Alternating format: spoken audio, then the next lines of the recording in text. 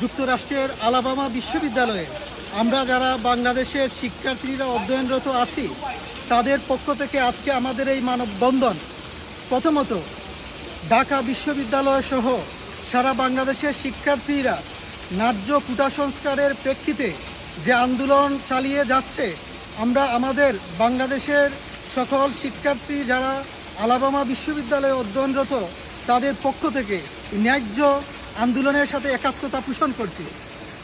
দুঃখ ভারাক্রান্ত মন নিয়ে আমরা আজকে এখানে দাঁড়িয়েছি।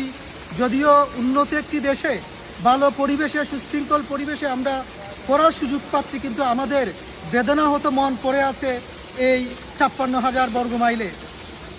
অছাত্র এবং প্রশাসনের যৌথ সমন্বয়ে কোমলমতি আগামীর ভবিষ্যৎ শিক্ষার্থীদের উপর যে লাঞ্ছনা বঞ্চনা এবং যে আক্রমণ করা হয়েছে আমাদের এই ছাত্র সংগঠনের পক্ষ থেকে আমরা তার তীব্র নিন্দা জানাই।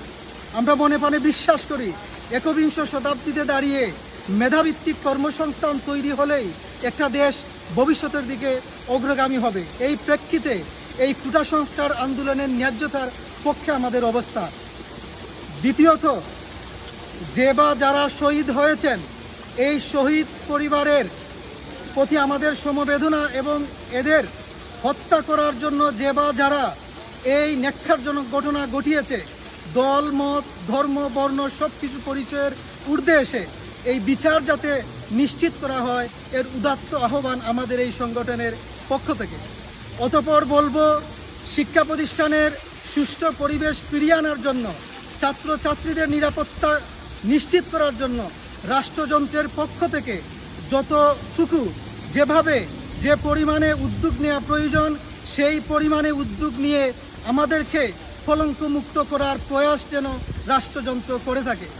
অন্তত রাষ্ট্রযন্ত্রের কাছ থেকেও যদি আমরা সঠিকভাবে কোনো সুরাহা নাও পাই, যারা শিক্ষক রয়েছেন যারা প্রভোস্ট হিসেবে বিভিন্ন দায়িত্ব পালন করছেন আপনারা ডক্টর শামসুজ্জোহার মতো আবার আপনাদের ভূমিকা অবতীর্ণ হওয়ার উদাত্ত আহ্বান জানিয়ে এখানেই শেষ করছি।